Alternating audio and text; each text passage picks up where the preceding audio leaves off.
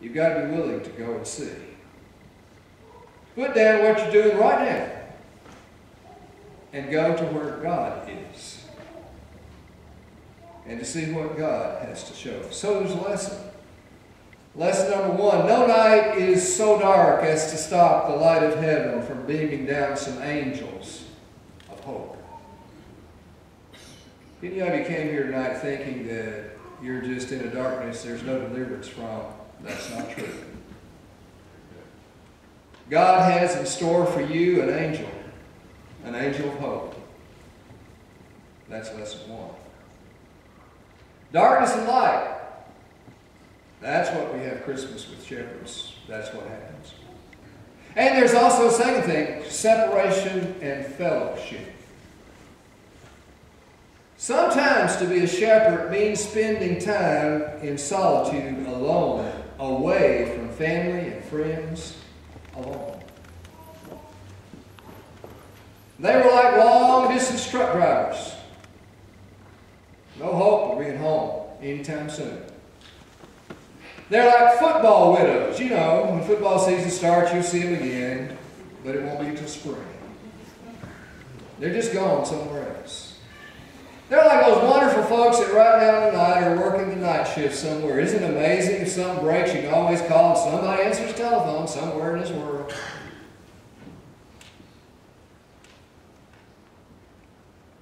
And they're kind of like the oldest child in a single-parent home, taking care of all the others. It gets a little lonely sometimes at the top.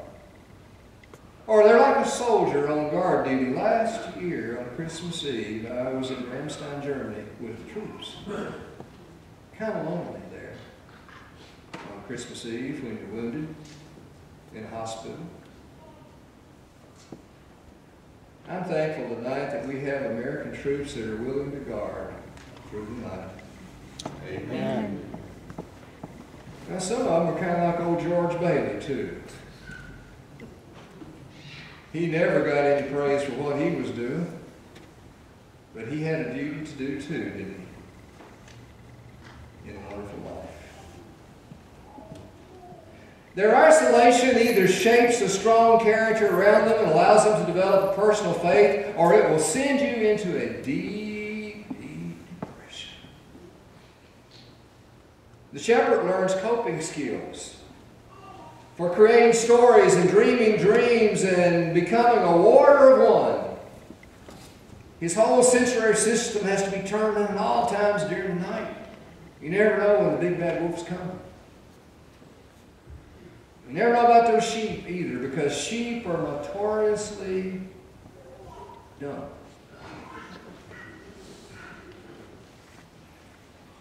The shepherd knows 3 sources for fellowship: the sheep, other shepherds, and the Lord.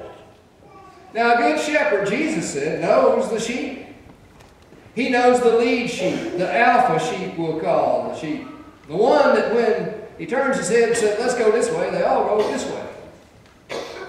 The others follow. A good shepherd learns to lead through his relationship with the lead sheep.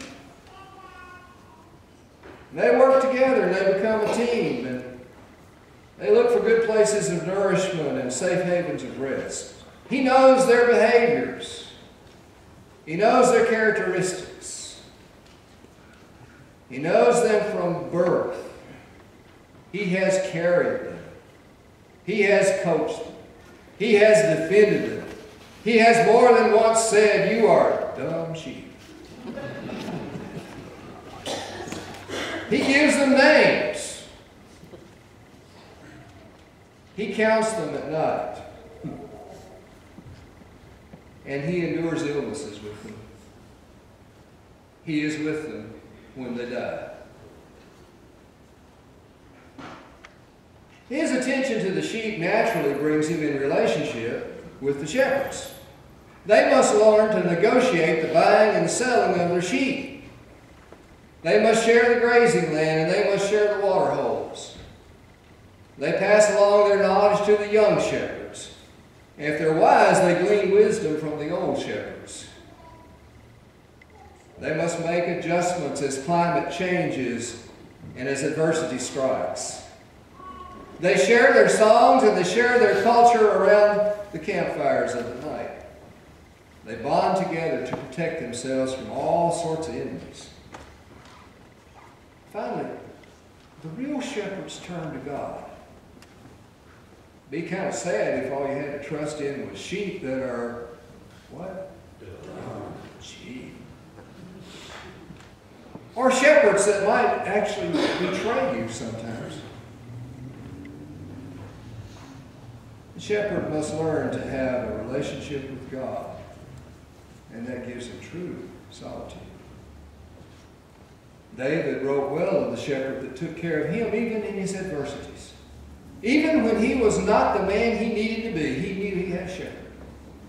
Because you see, David was a dumb sheep sometimes. He would write, "The Lord is my shepherd. I lack nothing. In the meadows of green grass he leads me. He lets me lie down. To the waters of repose he leads me. And there he revives my soul." Wow. So when we spend time with the shepherds, we get to know God who revives our souls. Later on, David, on one of those nights when he was looking up at the heavens, wrote this: "I look up at the heavens, made by your fingers, God. At the moon and the stars you set in place. Ah, what is man that you should even spare a thought for him? The Son of Man that you should care for him." And yet the truth is, God does indeed care for shepherds. Shepherd lesson number 2. In times of loneliness, imagination leads to solitude. Through relationships, life-changing wisdom comes from other shepherds. And beholding the glory of creation. You need to go out during this time of year and just look at the heavens. And if you go out tonight and it's snowing and sleeting and all that's falling, be thankful. God does some wonderful work. Behold the glory of creation with the shepherds tonight. For you see, it's in that we recognize the presence of God. And it is that presence that empowers us to rise up and go on. Third thing about Christmas with shepherds. There is what is secret and there's what is known. Ah, what excitement will happen tonight. You young people are up here. Oh, I'm so glad you came up here first. I know your mind is set on getting out of here, and I'm thankful that you hadn't rushed out already. Excitement is building. All those packages will be unwrapped. The paper, in some houses, we have this tradition. We use the paper like Nerf balls. And we attack each other. It's more fun with the paper than is the package. If you haven't tried that, you might want to try that this year. Start with the oldest relative first. There's a better chance you'll get them, okay?